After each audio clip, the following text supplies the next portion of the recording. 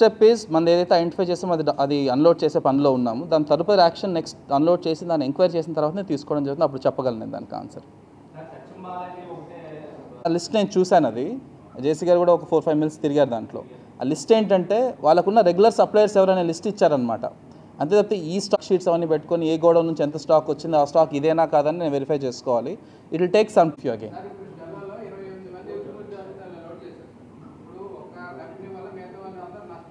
So today press meet పెట్టడానికి agenda is lot of days నుంచి you have seen ఈ PDS rice మన Kakinada port నుంచి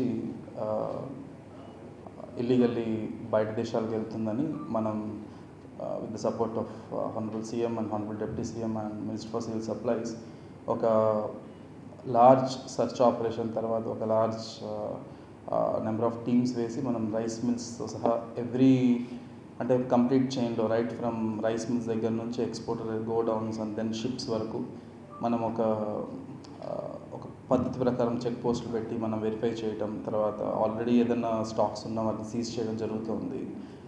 అందులో ముఖ్యమైనది మనకి అరౌండ్ 29th ఆఫ్ నవంబర్ నాడు మనం ఎంవి స్టెలా ఎల్ అని ఒకటి పనామా ఫ్లాగ్ ఉన్న ఒక షిప్ మన కాకినాడ పోర్ట్లో యాంకరేజ్ పోర్ట్లో మనం ఉండడం, కాకినాడ యాంకరేజ్ పోర్ట్ అక్కడ దాంట్లో మనకి ప్రైమా ఫేసి నేను విజిట్ చేసినప్పుడు యాజ్ డిస్ట్రిక్ట్ కలెక్టర్ నేను విజిట్ చేసినప్పుడు ఒక 640 టన్స్ ఐడెంటిఫై చేయడం జరిగింది. ఆ తర్వాత 29th నాడు హానరబుల్ డిప్యూటీ చీఫ్ మినిస్టర్ గారు విజిట్ చేసి అక్కడ షిప్లో ఇంకా ఎక్కువ రైస్ ఉందేమో ఒకసారి మళ్ళీ తరోగా అంటే కంప్లీట్ విత్ ఆల్ టీమ్స్ మన ఒక 5 departments teams including customs. So 29th నాడు మనం ఒక అంటే honourable deputy chief ministers visit జరిగింది ఆ పోర్ట్లో ఆ రోజు. అండ్ ఆ తర్వాత ఎంవి స్టెలా అనే షిప్లో ఇంకా ఎంత స్టాక్ ఉంది, బికాస్ షిప్లో మనకు కంప్లీట్గా నేను వెళ్ళినప్పుడు కూడా కంప్లీట్గా ఒకేసారి అన్నీ మనం చెక్ చేసే పరిస్థితి లేకపోయింది ఆ రోజు. It was a cyclone period and I went alone, I needed a team also, అంటే టీమ్ కూడా కావాల్సి ఉంది. సో ఆ తర్వాత మనం ఒక మల్టీ డిసిప్లినరీ టీమ్ అంటే ఒక 5 డిపార్ట్మెంట్స్ కలిపి ఒక టీం వేసాం, including revenue, civil supplies, police, customs and ports. ఈ 5 డిపార్ట్మెంట్స్ కలిపి ఒక టీం వేసి ఆల్మోస్ట్ ఒక 12 గంటల పాటు ఆ షిప్ మొత్తం మనం సర్చ్ చేయటం. ఆ షిప్లో హ్యాచెస్ ఉంటాయి, హ్యాచెస్ అంటే కంపార్ట్మెంట్స్ లాగా ఒక 5 కంపార్ట్మెంట్స్ ఉంటాయి. ఈచ్ కంపార్ట్మెంట్లో ఎక్కడెక్కడైతే రా రైస్ అంటే వైట్ రైస్ ఉందో, బాయిల్డ్ రైస్ అవన్నీ పక్కన పెడితే వైట్ రైస్ ఎక్కడైతే ఉందో ఈచ్ కన్సైన్మెంట్లో ఒక శాంపుల్ తీసుకొని రావడం జరిగింది. అలా మనం 12 శాంపుల్స్ తీసుకురావడం జరిగింది 5 హ్యాచెస్లో. ఎక్కడెక్కడైతే మనకి వైట్ రైస్ ఉందో మొత్తం almost 4000 tons off white rice ship మీద ఉండింది. ఆ 4000 టన్స్ సంబంధించి 12 శాంపుల్స్ తీసుకురావడం జరిగింది. సో టెస్ట్ జరిపిన తర్వాత దాన్ని 1-2 సార్లు వెరిఫై చేసుకున్న తర్వాత మొదట అనుకున్న 640 టన్స్కి అదనంగా ఆల్మోస్ట్ 1320 minus 640 ఇంకా 820 అంతే కదా, 680. సో ఆల్మోస్ట్ 640 మనం ఒరిజినల్గా అనుకున్నాము. బట్ ఆ 4000 టన్నులో 640 టన్స్ ఆఫ్ పీడిఎస్ రైస్ బదులు ఆల్మోస్ట్ అదనంగా 680 టన్స్ కూడా దొరకడం. సో మొత్తం కలిపి almost 1320 tons of PDS rice మనకి దొరికింది. అండ్ ఆ శాంపిల్స్ టెస్ట్ చేసిన తర్వాత కూడా 1-2 సార్లు మనం ఇక్కడ టెస్ట్ చేసింది, అందువల్ల కొంత లేట్ కూడా అయింది. అండ్ 0.36% అంటే 0.36% ఆఫ్ ఎఫ్ఆర్కే మనం ఏదైతే మనం ఫోర్టిఫైడ్ రైస్ కెర్నల్స్ అనుకున్నామో అవి ఆ శాంపుల్స్తో దొరకడం, అది నిర్ధారింపడం జరిగింది. సో ఇవంతా ఒకే హ్యాష్ నెంబర్ 3 కంపార్ట్మెంట్లో ఉన్నాయి. అండ్ ఆ బ్యాగ్స్ వెరిఫై చేసిన తర్వాత కూడా వీ కుడ్ ఐడెంటిఫై ఎవరిది ఆ ఎక్స్పోర్టర్స్ అని కూడా. మొత్తం ఆ 1320 టన్స్ కూడా one company by name Satyam Balaji rice industries private limited. So ఈ Satyam Balaji rice industries private limited అనే కంపెనీకి సంబంధించిన ఆ ఎక్స్పోర్టర్కి సంబంధించిన బ్యాగ్స్ అవి. సో ఇప్పుడు మనం దాన్ని ఐడెంటిఫై చేసిన తర్వాత సత్యం బాలాజీ సంబంధించిన వాళ్ళు ఎక్కడి నుంచి తీసుకొచ్చారు, ఏ రైస్ మిల్స్, తర్వాత ఏ గోడౌన్స్లో స్టోర్ చేశారు అనే ఎంక్వైరీ ఇప్పుడు జరుగుతుంది. So as a first step మనం అక్కడ ఎంత క్వాంటిటీ ఉందనేది షిప్లో మనం ఐడెంటిఫై చేయడం జరిగింది. కాబట్టి ఇమీడియట్గా మన ఏదైతే గవర్నమెంట్కి చెందాల్సిన పీడిఎస్ రైస్ ఉందో ఆ పీడిఎస్ రైస్ని మనం అన్లోడ్ చేయించి షిప్ నుంచి గవర్నమెంట్ వారు సీజ్ చేసుకోవడం జరుగుతుంది. అది ఇమీడియట్గా ఆ పని మనం ప్రారంభించడం జరుగుతుంది. And it will take 24 to 48 hours కొంచెం వెదర్ బట్టి. సో ఈ షిప్లో నుంచి ఇమీడియట్గా అన్లోడ్ చేయాల్సిన బాధ్యత సత్యం బాలాజీ వాళ్ళు తీసుకోవాలి. And immediately port officer will seize it along with civil supplies department and మన గవర్నమెంట్ గోడౌన్స్ పోర్ట్లో ఉన్న దాంట్లో అది సీజ్ చేసి పెట్టడం జరుగుతుంది. తదుపరి విచారణ తర్వాత దానికి ఏ మిల్స్ సప్లై చేశాయి, తర్వాత ఆ మిల్స్కి సంబంధించిన బిల్స్, ట్రక్స్, ఇంకెక్కడ మధ్యలో ఏమైనా ట్రేడర్స్ ఉంటే ఆ ట్రేడర్స్ ఆ డీటెయిల్స్ తీసుకోవడం జరుగుతుంది. As a first step will unload the entire PDS stock of 1320 tons from the ship. Then immediately అది అయిపోయిన తర్వాత అన్లోడింగ్ అయిపోయిన తర్వాత we will start loading of. ఇంకా పెండింగ్ ఉంది ఆల్మోస్ట్ ఒక 12,000 టన్నులు మనకి ఇంకా షిప్లోకి లోడ్ చేయాల్సింది ఇంకా పెండింగ్ ఉంది మనకి పోర్ట్లోనే. సో కొంత బార్జెస్ మీద ఉంది, కొంత గోడౌన్స్లో ఉంది. సో అవన్నీ మనం చెక్ చేసుకోవడం జరిగింది, ఎక్కడ పీడిఎస్ రైస్ లేదని నిర్ధారించుకున్నాము. అండ్ నిర్ధారించుకున్న తర్వాత మాత్రమే వాటిని అన్లోడింగ్కి పర్మిట్ చేయడం జరుగుతుంది. ఇప్పుడు లోడింగ్ చేయడం పర్మిట్ చేయడం జరుగుతుంది. షిప్లోకి మనం లోడ్ చేయాల్సి వస్తుంది ఇంకా బ్యాలెన్స్ది. అది లోడ్ చేసిన తర్వాతనే షిప్ని నెక్స్ట్ ఎప్పుడు రిలీజ్ చేయాలి అనే దాని గురించి ఒక డెసిషన్ తీసుకోవడం జరుగుతుంది. And it will take almost 24 to 48 hours to unload. ఇప్పుడు ఆల్రెడీ ఆ 1320 టన్నులు ఏదైతే ఉందో అది అన్లోడ్ చేయడానికి ఆల్మోస్ట్ 24 to 48 hours పడుతుంది. అది అయిన తర్వాత ఇమీడియట్గా ఇంకా బ్యాలెన్స్ స్టాక్ ఏదైతే షిప్లోకి లోడింగ్ చేయాలో అది లోడింగ్ ప్రారంభించడం జరుగుతుంది.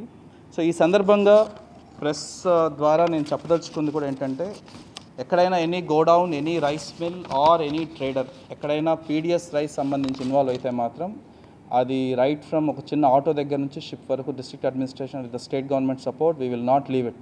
అండ్ మీరు ఆల్రెడీ చూసుంటారు, చాలా వరకు ఎక్కడెక్కడైతే స్టాక్స్ ఉన్నాయో ఆల్రెడీ డిస్పోజ్ చేయడం కానీ మనం సీజ్ చేయడం కానీ జరిగింది. And this will continue. And ఇప్పుడు number of ships at Kakinada anchorage port ఎక్కువ ఉండడం వల్ల డీప్ వాటర్ పోర్ట్లో కూడా మనం ఇంకొక చెక్ పోస్ట్ పెట్టడం కూడా జరిగింది.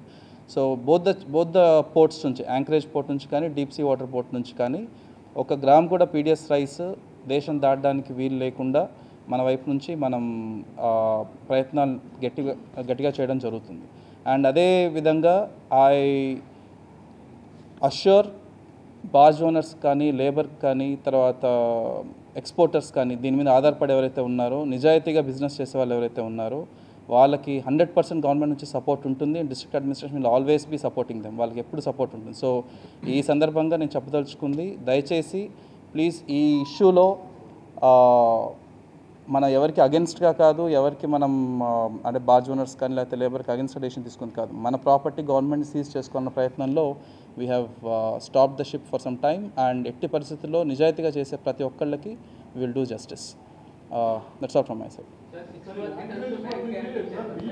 ఒక్క నిమిషం. డీప్ వాటర్ పోర్ట్లో మనం రైస్ ఎక్స్పోర్ట్ స్టార్ట్ చేసే 2 days బ్యాక్ ఐ థింక్ మనం ఆల్ పోర్ట్ మేనేజ్మెంట్స్తో, లేబర్తో, వీళ్ళతో మనం ఒక మీటింగ్ పెట్టడం జరిగింది. ఆ మీటింగ్లో డెసిషన్ ఏంటంటే 11 ships అట్లీస్ట్ యాంకరేజ్ పోర్ట్ దగ్గర ఉంటాయి. దాంట్లో ఆల్మోస్ట్ ఒక 9 లోడింగ్ జరుగుతుంటుంది ఏ టైంలో అయినా, ఒక 2 వెయిటింగ్లో ఉంటాయన్నమాట. So 9 loading plus 2 waiting. So 11 ships దాటిన తర్వాతనే 12th ship మాత్రమే డీప్ సీ వాటర్ పోర్ట్కి వెళ్ళాలి.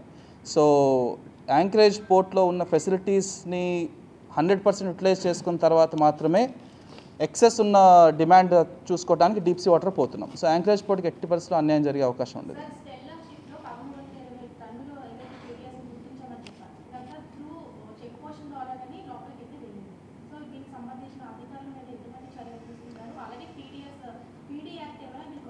ఆల్రెడీ ఐడెంటిఫై చేసామమ్మా ఎవరెవరు దాంట్లో ఇన్వాల్వ్ అయ్యారనే దాని గురించి కూడా. Will get back after we file the cases and then get back with the details.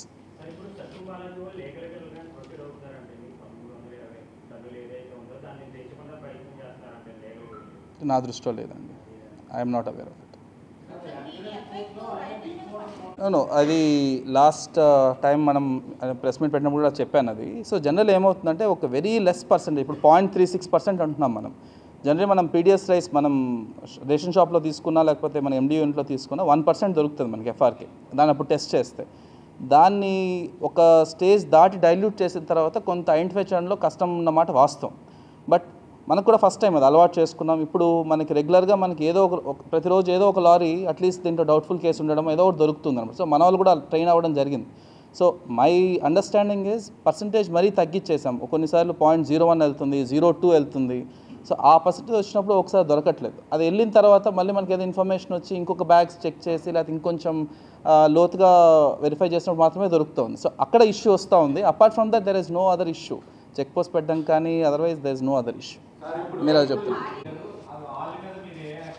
Yeah before I go there actual I missed one more point. ఇప్పుడు ఈ షిప్తో పాటు ఆ రోజు మనం ఇంకొక బార్జ్ కూడా సీజ్ చేసాం.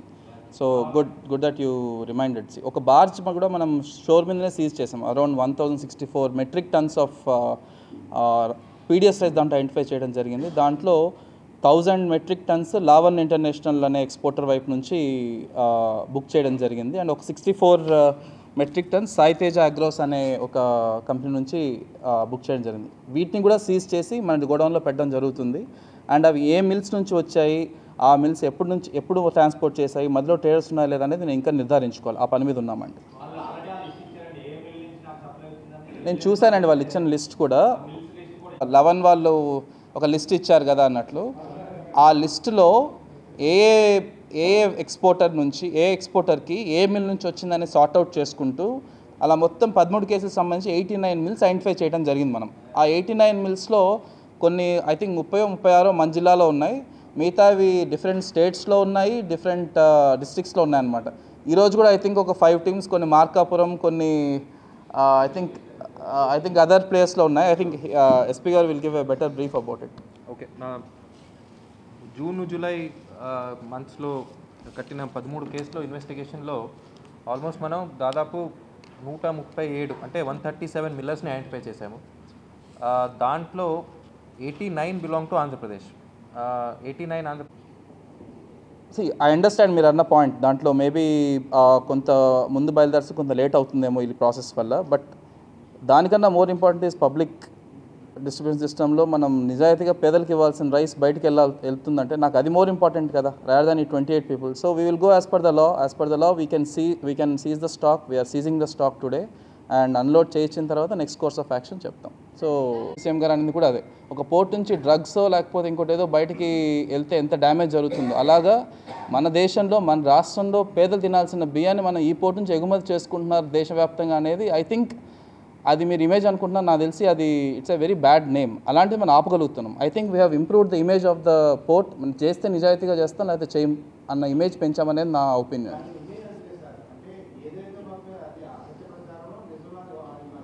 I have no comments on this. మీరు నెక్స్ట్ ఇట్స్ ఫైన్. నో అంటే he might be confirming it కదా, ఎప్పుడు వెళ్తారో ఆయనకు తెలియకపోయి ఉండొచ్చు. మనం అది we have informed. It's a small issue. అర్థం కాలేదు సార్ వినపట్లేదు సార్. నుంచి మనం అటెంప్ట్ చేసింది ఈ మొత్తం ప్రాబ్లంలో సగం సొల్యూషన్ కూడా కాదు, మేబీ ఒక 1/4 ఆఫ్ ద సొల్యూషన్ అంతే. Major action has to be taken. మీరు అన్నట్లు ఫీల్డ్ మీద చేయాలి. యాక్చువల్లీ ఎండి వాహనాలు కావచ్చు, మధ్యలో కొంతమంది ట్రాన్స్పోర్ట్ చేసే దళారులు ఉన్నారు, రకరకాల స్టెప్స్ ఉన్నాయి. అది మొన్న కలెక్టర్స్ కాన్ఫరెన్స్లో కూడా దాని గురించే యూ వుడ్ హ్యావ్ సీన్ కదండి. సో స్పెసిఫిక్గా సీఎం గారి వైపు నుంచి, డిప్యూటీ సీఎం గారి వైపు నుంచి దాని గురించి ఒక యాక్షన్ ప్లాన్ ఒకటి తయారు చేసుకొని we are also waiting for that. అది వచ్చిన తర్వాత అసలు ఎండి వాహనాలను దీన్ని ఎలా అరికట్టాలి, తర్వాత ఇన్ఫ్యాక్ట్ అసలు అక్కడ నుంచి మధ్యలో వచ్చే ట్రేడర్స్ ఎలా గుర్తించాలి అనే దాని గురించి ఒక స్టేట్ వైడ్ ఒక పాలసీ డెసిషన్ తీసుకోవచ్చు. మన దగ్గర ఒకటే కాదు, it is across the state. మీకు తెలుసు, నేను ముందు జిల్లాలో పనిచేసిన చోట కూడా ఉన్నింది ఇష్యూ ఇది. బట్ మన దగ్గర కాకినాడ నుంచి అన్నీ ఒకసారి వస్తున్నాయి కాబట్టి మనం కాకినాడ మీద అటాక్ చేయగలిగాం. బట్ ఇంకా there is a lot of activity that needs to be done. You will see the action in due course. We are aware of this. ఇక్కడ నుంచి కూడా మిల్లర్స్ ఐడెంటిఫై చేయడం జరిగింది. సో ఈ 89 ఆంధ్ర నుంచి ఏమున్నాయో ఆ 89లో ఆల్మోస్ట్ మనం మల్టీ డిసిప్లినరీ టీమ్స్ అంటే police and civil supplies together we already visited almost ఒక 75 నిన్నటి దాకా 75 మిల్స్ని మనం టచ్ చేయడం జరిగింది. వాళ్ళకి నోటీస్ ఇవ్వడం జరిగింది. వాళ్ళ దగ్గర వాళ్ళు మెయింటైన్ చేస్తారు ఏ రిజిస్టర్ బి రిజిస్టర్ అని. ఆ రికార్డ్స్ అన్నీ మనం వెరిఫై చేయడం కూడా జరిగింది.